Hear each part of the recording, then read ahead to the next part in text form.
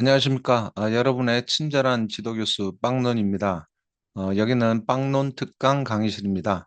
오늘 학습할 주제는 챗GPT 활용 사례 네 번째 시간입니다. 자, 챗GPT 활용 OT 강의 콘텐츠에서 말씀드린 것처럼 네 번째 주제는 이렇습니다. 결론, 시사점, 한계점 등 작성 시 아이디어를 생성하는데 챗GPT 또 제미나이 등과 같은 AI 툴을 활용할 수 있습니다. 챗GPT 활용 사례 OT 강의 콘텐츠에서 미리 말씀드린 것처럼 네 번째 주제는 결론, 시사점, 한계점 등 작성 시 아이디어 생성입니다. OTA 강의 콘텐츠를 만약에 듣지 않고 이 강의를 지금 시청하고 계신다면은 재생 목록에 한번 가보세요. 그러면은 챗GPT 활용 사례 특강이라는 또 강의 콘텐츠가 묶인 그런 목록이 보일 거고요. 거기에 제가 순서대로 활용 사례 1부터 쭈루룩 순차적으로 강의 콘텐츠를 게시를 해놨습니다. 그 OT 강의 콘텐츠를 먼저 보시고 지금 이 강의를 시청을 하시면 더 도움이 될 겁니다. 자, 그렇다면은 네 번째 주제였죠. 결론, 시사점, 한계점 등 작성 시 아이디어를 생성할 때 챗GPT나 제미나이 같은 AI 툴을 활용할 수 있다라고 말씀을 드렸는데 어떻게 제가 활용하는지 그 사례들을 지금부터 설명을 드리겠습니다. 먼저 결론의 시사점, 한계점을 작성을 할 때 여러분들한테 이런 일이 만약에 생긴다면요. 그때 AI 툴을 활용하시는 게 좋겠다 이건데요. 첫 번째는 이런 경우입니다. 어떤 시사점을 제시해야 할지 막막할 때가 있습니다. 그럴 때 AI 툴을 한번 활용해 보십사 하는 거고, 근데 주의사항이 있어요. 뭐냐면은 독창적인 아이디어를 AI 툴이 제시하지 않을 수도 있습니다. 그래서 여러분들이 AI 툴이 제공하는 그런 아이디어 중에서 독창적이라고 생각되는 것으로 판단이 들 때 그것만 취사 선택해서 여러분의 논문에 반영하면 좋겠다라는 겁니다. 이런 부분 좀 주의를 해 주실 필요가 있고요.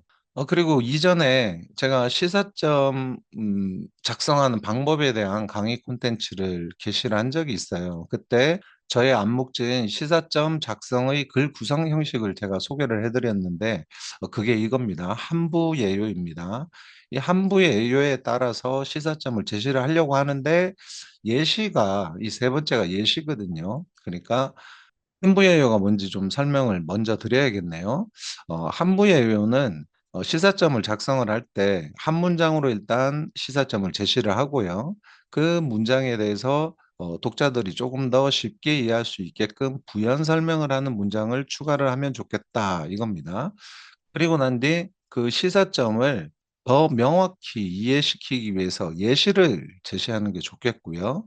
그다음에는 지금까지 제시된 그런 시사점에 관련된 글을 요약하는 요약문을 또 마지막에 한 문장 정도 제시를 하는 형태가 되면 시사점을 완벽하게 구성할 수 있게 될 겁니다. 아무튼 이런 한무 예요에 따라서 글을 구성을 하려고 하는데 그때 예시를 뭘 들어야 될지 잘 생각이 안 나는 거예요. 그럴 때도 AI 툴을 활용해서 아이디어를 얻을 수가 있습니다. 그리고 마지막으로 어떤 한계점을 제시해야 될지 막막할 때도 아이디어를 얻기 위해서 AI 툴을 활용할 수 있겠죠. 이때도 근데 마찬가지입니다. 주의를 하셔야 될 부분은 선행 연구자가 그간 보편적으로 제시해온 그런 한계점일 가능성이 많아요. 왜냐하면 제미나이나 챗GPT 같은 AI 툴은 기존에 있던 지식에서 이제 끌고 와서 이제 여러분들이 질문하는 것에 답을 하는 시스템입니다. 그렇다 보니까 이제 기존의 선행 연구자들이 어떤 시사점을 제시를 했는지 AI 툴이 엄청나게 검색을 해보겠죠. 신속한 속도로 검색을 한 뒤에 그런 것들을 한계점으로 제시할 수 있을 겁니다. 그렇게 되면 뭡니까? 남들이 제시했던 그런 아이디어일 가능성이 높다라는 거죠. 그 중에서 보석을 여러분들이 발견해 내야 되는 겁니다. AI 툴이 막 여러 개 좀 무차별적으로 제공하는 아이디어 중에서 내 연구에 적합한 그런 한계점이 무엇일까를 참고하는 데 활용을 하시면 좋겠다 이겁니다. 그래서 제가 이런 이제 말씀을 드리는데 아이디어를 얻는다는 생각으로 접근을 해야 됩니다. 뭐 AI 툴을 이용을 해서 모든 걸 해결하려고 하면은 여러분의 논문이 이상해질 가능성이 있어요. 이 AI의 아이디어를 활용을 하되 자신의 논문이 지닌 고유성에 맞춰서 재해석을 해서 반영을 할 필요가 있습니다. AI 툴을 활용을 할 때 너무 무분별하게 무차별적으로 그냥 복사해서 갖다 붙이거나 그런 행위를 함으로써 이제 표절 문제에 휩싸이게 되는 거거든요. 그리고 또 뭔가 이 연구자로서 중시해야 할 자기 자신의 연구에 대한 어떤 가치 이런 것을 저해하는 결과를 나타낼 수가 있어요. 그래서 아이디어를 얻는다는 생각으로 접근을 하되 너무 의존해서는 안 된다. 그럴 경우에는 논문의 독창적 가치를 훼손할 수도 있기 때문입니다. 자, 그러면은 제가 세 가지 정도의 경우에 시사점 한계점을 작성을 할 때 아이디어 생성하는 데 AI 툴을 활용할 수 있다라고 말씀을 드렸죠. 그 첫 번째 활용 사례를 먼저 살펴보겠습니다. 자, 여러분들이 예를 들어서 뭐 리더십이 조직 몰입에 미치는 영향 이런 이제 연구를 양적 연구를 수행한다고 가정을 해 보자고요. 그랬을 때 리더십을 변혁적 리더십과 거래적 리더십으로 구분을 해서 조직 몰입에 미치는 영향을 검증한 결과가 뭐 이처럼 도출이 됐다라고 우리 가정을 해 봐요. 회계 분석을 했으니까 모형의 적합성 통계량을 살펴볼 필요가 있겠죠. 뭐 유의하게 나왔습니다. 그리고 설명력도 꽤 높게 나왔고요. 그리고 변혁적 리더십, 거래적 리더십을 독립 변수로 투입을 했는데 둘 다 유의하게 나왔어요. 비표준화 계수로 보니까 변혁적 리더십은 0.161, 거래적 리더십은 0.332였고 베타값 이게 뭐죠? 표준화 계수죠. 표준화 계수가 0.334, 0.416이었습니다. 그럼 이 회계 분석 결과를 통해서 우리가 알 수 있는 것은 변혁적 리더십과 거래적 리더십 모두 조직 몰입에 영향을 미치긴 하는데 유의한 영향을 미치긴 하는데 베타 값을 보니까 서로 비교를 해볼 수 있는 통계량이죠. 어떤 것이 더 높습니까? 거래적 리더십이 더 높게 나타났잖아요. 그러면은 우리는 어떻게 해석할 수 있죠? 거래적 리더십이 변혁적 리더십에 비해 조직 몰입에 더 큰 상대적 영향을 미친다. 라고 우리는 해석을 할 수가 있습니다. 그런데 좀 특이한 분석 결과라고 볼 수 있어요. 이 연구 결과는요. 왜냐하면은 통상적인 경우에는 변혁적 리더십이 거래적 리더십보다 조금 더 높게 나오거든요. 그런데 여기서는 거래적 리더십이 좀 더 높게 나와서 예상과 다르게 나와서 연구자가 좀 멘붕이 될 수가 있겠죠. 이럴 때 어떤 시사점을 제시할 수 있을까? 이제 연구자가 고민이 될 겁니다. 그래서 아이디어를 얻기 위해서 저는 이런 프롬프트를 만들었어요. 그래서 이제 제미나이하고 챗GPT에 이제 입력을 해서 답을 한번 구해 봤습니다. 먼저 이런 가정을 하나 더 달았습니다. "중년 남성 직장인을 나는 연구 대상으로 삼았다." 라고 일단 가정을 했을 때 이런 프롬프트를 제가 작성을 했습니다. 한번 읽어 볼게요. 중년 남성 직장인의 리더십이 조직 몰입에 미치는 영향을 검증하는 실증 연구를 수행했어. 그 결과 리더십의 두 가지 하위 유형인 변혁적 리더십과 거래적 리더십은 모두 조직 몰입에 유의한 영향을 미치는 것으로 검증되었어. 그런데 표준화 계수값을 살폈을 때 거래적 리더십이 변혁적 리더십보다 상대적으로 컸어. 이럴 때 내 연구 결과의 시사점으로 어떤 걸 제시할 수 있을까? 이렇게 질문을 했습니다. 그랬더니 제미나이가 이런 답변을 줬어요. 저 제일 먼저 이렇게 적혀 있는 글은 이거였습니다. 제가 캡처를 떠왔는데 중년 남성 직장인을 대상으로 한 연구에서 거래적 리더십의 영향력이 변혁적 리더십보다 크게 나타났다는 점은 매우 흥미로운 결과입니다. 일반적으로 현대 경영학에서는 변혁적 리더십의 중요성을 강조하지만 실무 데이터에서 거래적 리더십이 더 높게 나왔다면 이는 해당 집단의 특수한 사회적, 생애 주기적 배경을 반영하고 있을 가능성이 큽니다. 아까 제가 말씀드린 내용하고 비슷하죠. 보통의 경우에는 변혁적 리더십이 더 크게 나타나는데, 좀 특이한 결과가 나온 거예요. 그래서 제미나이의 핵심적인 답변을 정리해 보니까 뭐 이런 네 가지 정도의 시사점을 제시할 수 있겠다라고 제미나이는 알려준 겁니다. 그래서 첫 번째는 중년 남성 직장인의 현실적 보상과 생애 주기 특성을 반영해서 뭐 시사점을 제시해 봐라 뭐 이런 소리겠죠. 그다음에는 심리적 계약의 명확성을 강조하는 게 어떨까? 또 한국적 기업 문화와 세대적 특수성을 이야기하는 게 어떨까? 뭐 이런 견해를 제미나이가 제시를 했습니다. 자, 챗GPT의 경우에는 반말을 하더라고요. 반말을 하면서 이렇게 얘기를 해요. 뭐 여러분들이 질문을 할 때 존댓말을 쓸 수도 있습니다. 저한테는 지금 반말을 하고 있는 거예요. 자, 챗GPT는 처음 나왔던 문장이 이랬어요. 아주 흥미로운 결과야. 일반적으로 많은 선행 연구에서는 변혁적 리더십이 거래적 리더십보다 더 강한 영향력을 보인다는 결과가 많기 때문에 네 연구에서 거래적 리더십의 표준화 계수가 더 크게 나타났다는 점은 충분히 의미 있는 시사점이 될 수 있어. 그러니까 여기서 의미를 찾을 수 있다까지는 이제 저하고 의견이 똑같아요. 그러면서 챗GPT는 뭐 이제 시사점별로 이렇게 제시를 했더라고요. 뭐 이론적 시사점으로 어떤 걸 제시하는 게 좋겠다. 실무적 시사점으로 어떤 걸 제시하는 게 좋겠다. 또 사회 문화적 해석 가능성에 대한 의견도 제시를 했습니다.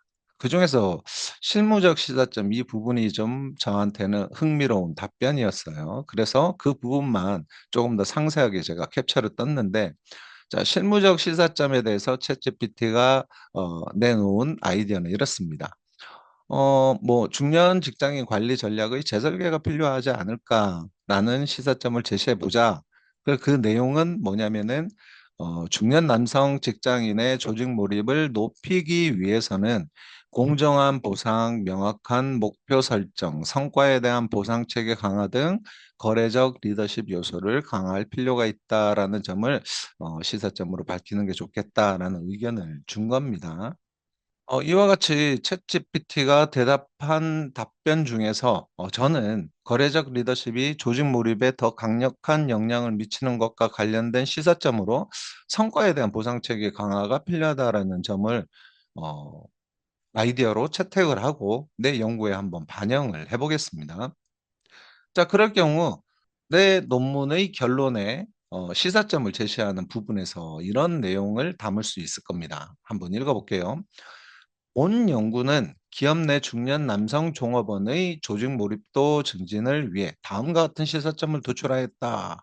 그래서 뭐 첫째 뭐 이렇게 둘째 뭐 이렇게 쭉 나가잖아요. 둘째에다가 저는 이런 시사점을 한번 제시를 해봤어요.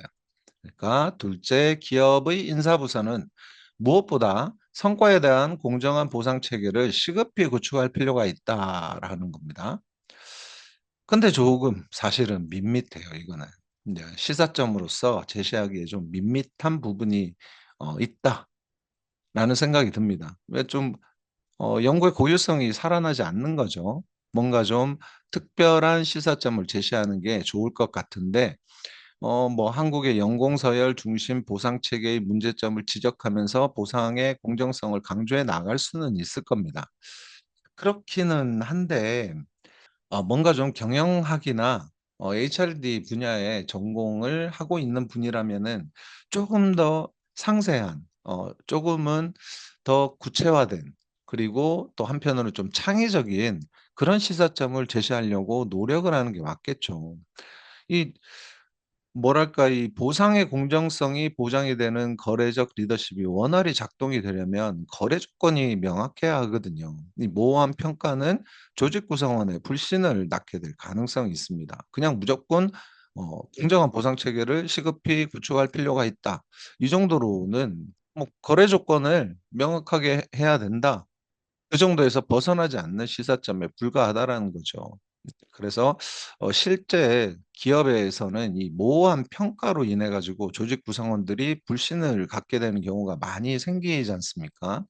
그래서 이런 것을 해결하기 위한 우선적 과제로는 뭐 직원의 성과를 평가하는 지표를 정확하게 설정할 필요가 있겠죠.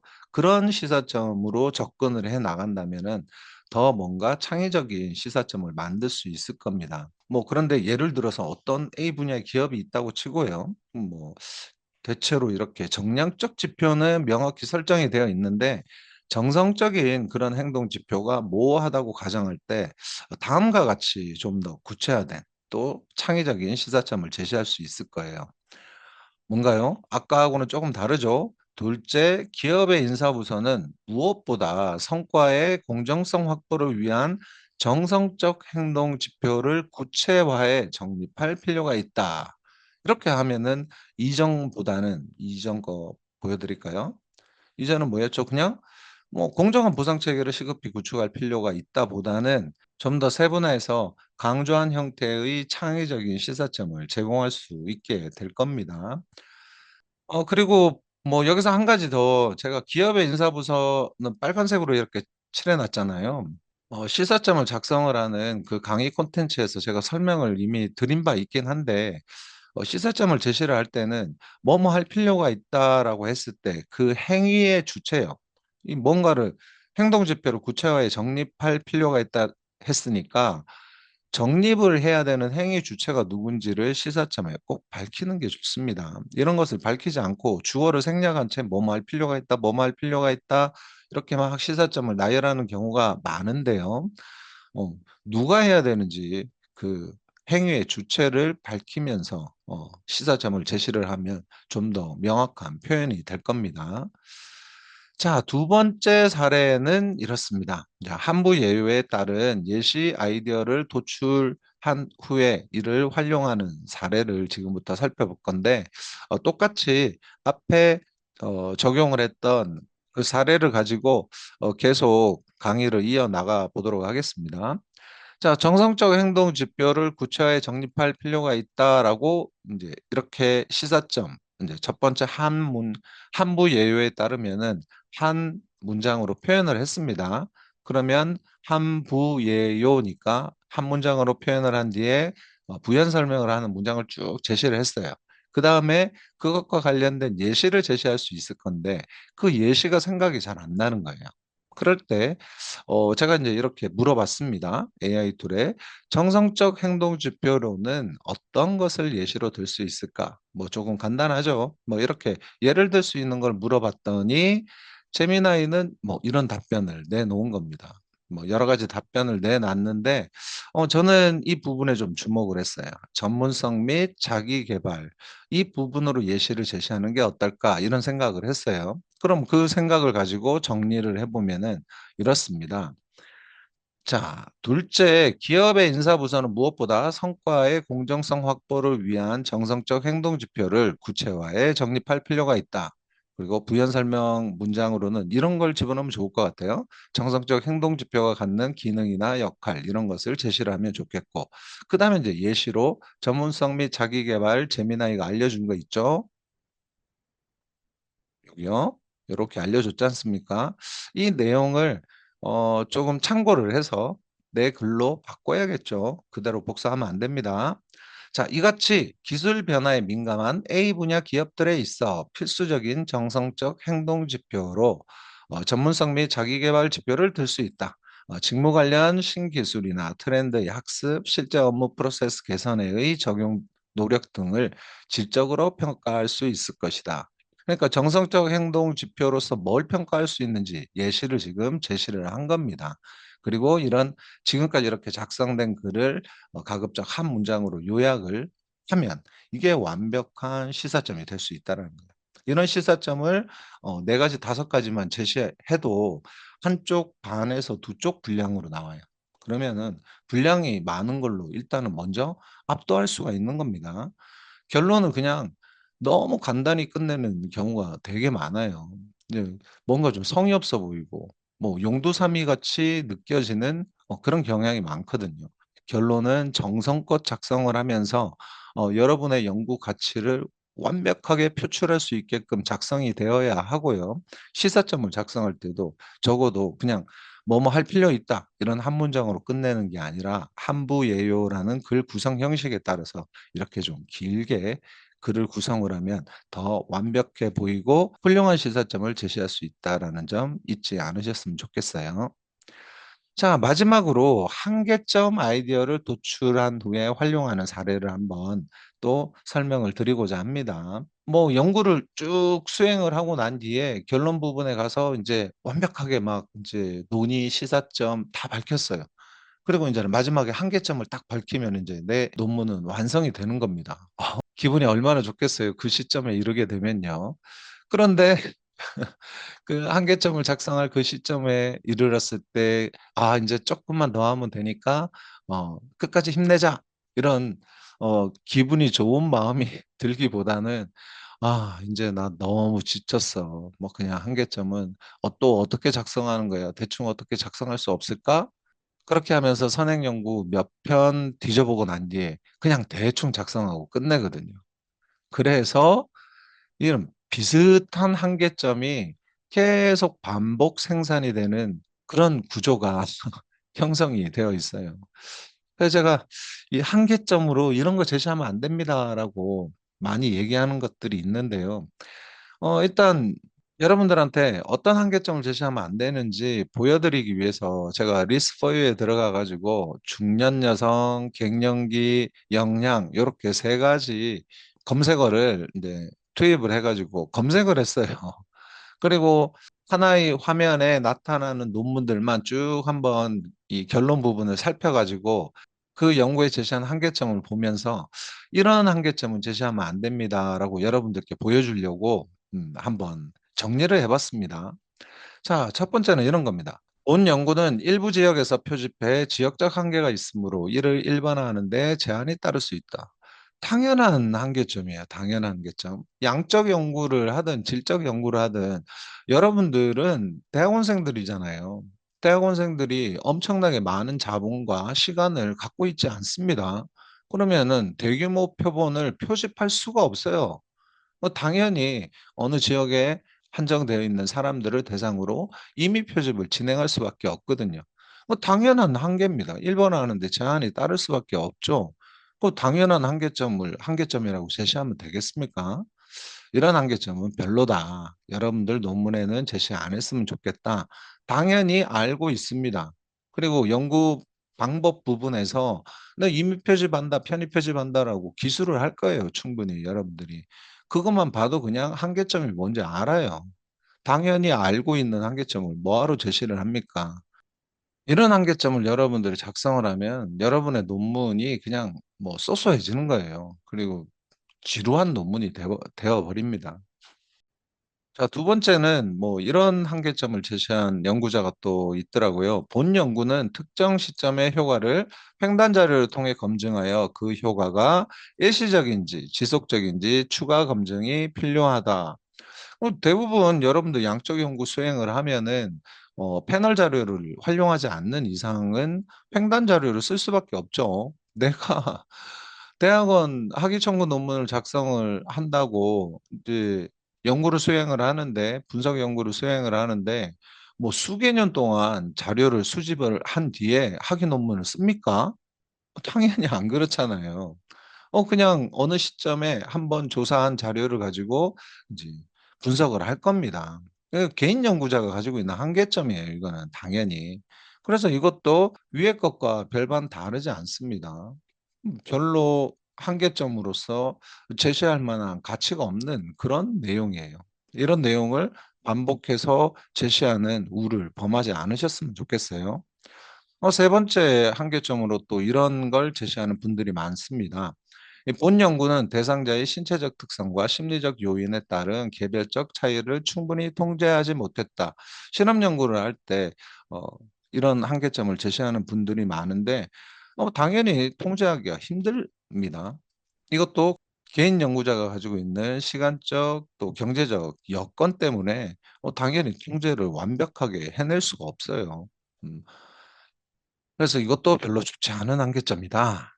그리고 마지막으로 이런 한계점을 또 제시한 연구자가 있던데요. 자, 본 연구는 중년 여성을 대상으로 A와 B 간 영양관계를 살폈는데 다른 인구 집단에도 유의한 영양관계가 반복적으로 검증되는지 추가 검증할 필요가 있다. 어떤 특정 집단을 대상으로 연구를 수행을 했을 때 다른 인구 집단에도 동일한 결과가 나타나는지 반복적으로 검증할 필요가 있다라고 한계점을 제시하는 경우가 또 많아요. 위에 있는 세 개에 비해서는 그나마 조금 창의적인 한계점이라 할 수 있는데 이 부분도 어 많이 제시가 되어 왔던 그런 한계점 중에 하나입니다. 별로 창의적이지 않고 또 뭐 당연히 연구 방법상 특정 인구 집단을 대상으로 했다면 당연히 나타나는 뭐 그런 한계점이잖아요. 다른 인구 집단에 대해서 반복적으로 검증할 필요가 있는 거죠. 하지만 한계점이 너무 당연한 느낌을 줘서 별로 좀 창의적인 느낌을 주지 못한다. 이런 데 인제 문제가 있는 겁니다. 근데 또 어떤 연구는 이런 부분을 제시한 연구가 있더라고요. 이런 한계점은 굉장히 좋은 겁니다. 뭐 왜 좋은지 제가 설명을 한번 드려 볼게요. 자, 첫 번째 한계점은 이런 걸 제시한 연구가 있었어요. 본 연구는 프로그램 진행 도중 실험군에서 6명이 탈락하여 소규모 실험 인원에 따라 도출된 결과이므로 그 신뢰도가 충분히 확보되지 못했다는 한계를 갖고 있다. 이것은 그 연구의 고유의 어떤 상황이었죠. 이런 것이 한계점으로 가치가 있다라는 겁니다.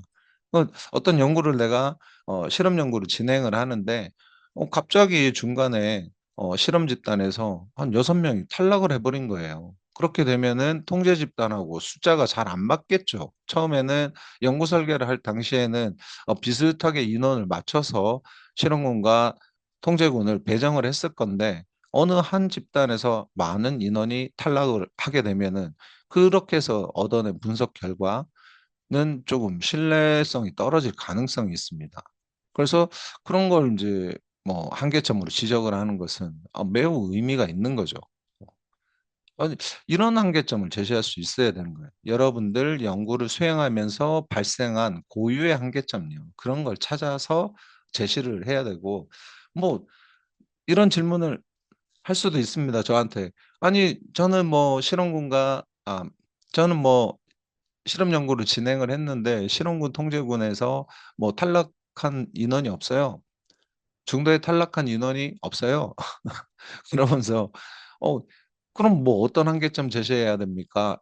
반문을 하시는 분이 있을 수 있을 건데 찾아보면 많이 있습니다. 잘 생각을 해 보시면 모든 연구에는 한계점이 생길 수밖에 없거든요. 근데 그걸 그냥 선행 연구에 있는 한계점을 베껴서 그냥 대충 작성하고 말다 보니까 제대로 된 한계점을 제시하지 못한다라는 거예요.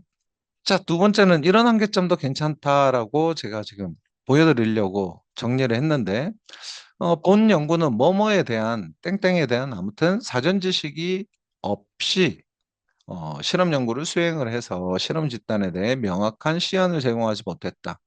어떤 특별한 사정이 있었던 겁니다. 이 연구를 수행하면서 뭔가 시연을 해야 되는 그런 필요성이 있었나 봐요, 실험 연구 수행을 위해서. 그런데 그런 시연을 제공하는 데 있어서 뭐뭐에 대한 사전 지식이 좀 부족했다라는 것을 한계점으로 밝혔어요. 이것도 그 연구에서만 드러나는 아주 고유한 그런 한계점이 되겠죠. 이런 한계점을 아무튼 여러분들은 제시하려고 노력하셔야 된다 이겁니다. 그리고 이런 여러분의 연구의 어떤 독특한 연구 환경 때문에 생겨나는 한계점을 제미나이나 챗GPT가 잘 찾아낼 수 없을지도 몰라요. 그래서 뭐 이런 식으로 아주 좀 구체적으로 내가 어떤 연구를 수행을 했는지 요약을 해서 챗GPT나 제미나이한테 설명을 할 수 있어야 됩니다. 프롬프트를 잘 작성을 해야 좋은 한계점 관련 아이디어를 도출을 할 수가 있어요. 그래서 한번 프롬프트를 작성을 해 봤어요. 자, 한번 읽어 보겠습니다. "내가 중년 여성 15 명을 실험 집단으로 모집한 뒤에 실험군에 6 명, 통제군에 9 명을 각각 배치한 다음 실험군에 대해 필라테스 운동 요법을 적용하고 통제군에 대해서는 별다른 프로그램 적용을 하지는 않았어.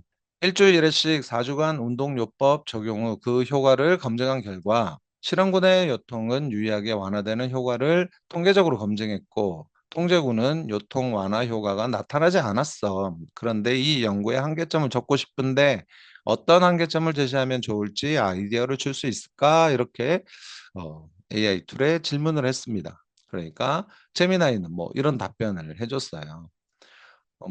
뭐 표본 크기의 협소함과 일반화의 한계, 뭐 일반화의 한계 이런 게 이제 아주 소소한 그런 한계점이 될 거라는 겁니다.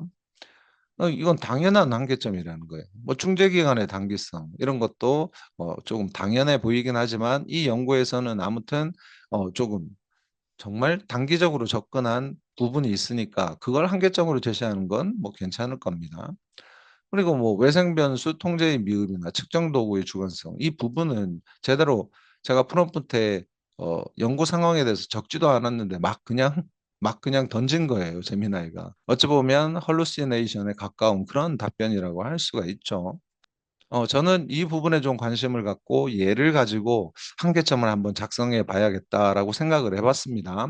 자, 실험군과 통제군의 불균형한 배정이 있다라는 건데 아까 프롬프트에서 봤듯이 실험군에는 6명이고 통제군은 9명으로 각각 배치를 했잖아요. 뭐 그렇게 실험을 진행을 했으면 실험군과 통제군의 불균형한 배정이 있다라는 부분을 연구의 한계점으로 충분히 제시할 수 있을 것입니다.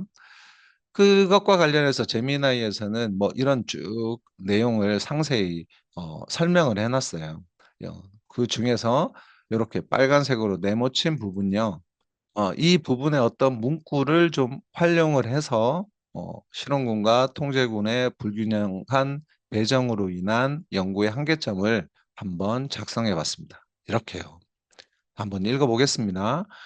본 연구는 실험군의 중도 탈락으로 인해 실험 종료 당시 통제군과 인원수에 있어 차이가 발생해 집단 간 비교의 형평성이 저해되었고, 이에 따라서 통계적 민감도에 영향을 미쳤을 가능성을 완전히 배제하기 어렵다. 아울러 실험군의 인원이 최종 6명이어서 특이값이 통계 검증 결과에 왜곡된 영향을 미쳤을 가능성 또한 완전히 배제하기 어렵다. 이런 식으로 연구의 한계점을 제시를 한 겁니다. 어 아까 제가 주목한 그런 문구를 사용은 하되 그대로 복사해서 따라한 건 아니죠. 복사해서 베낀 건 아니죠. 아이디어만 얻고 그 아이디어를 잘 조합을 해서 내 글로 이렇게 완성을 시킨 겁니다. 자, 아무튼 음 다시 한번 강조하고 싶은 점은 시사점이나 한계점 등을 작성을 할 때 AI 툴을 활용해서 아이디어를 얻고 싶을 때 충분히 여러분들이 이런 AI 툴을 적극적으로 활용할 수는 있습니다. 그렇긴 하지만 이 아이디어를 얻었다고 해서 막 복사해서 붙이고 이렇게 하시면 안 돼요. 아니면 아무튼 AI 툴에서 나와 있는 글을 막 그대로 이렇게 그대로 막 내 연구의 한계점에 적어서는 안 된다라는 겁니다. 그걸 음 내가 이해한 대로 조금 더 내 연구자의 생각을 반영을 해서 또 서로 이렇게 글을 잘 엮어서 부드럽게 전개가 될 수 있도록 하셔야 됩니다. 그러기 위해서는 당연히 AI에 너무 의존해서는 안 되고 기본적인 글쓰기 역량도 여러분들이 계속 다듬고 갖춰 나가셔야 되고 부분적으로 이렇게 아이디어를 얻는 데 AI를 활용을 하시면 좋겠다 이겁니다. 자, 오늘 강의는 여기서 마치도록 하겠습니다.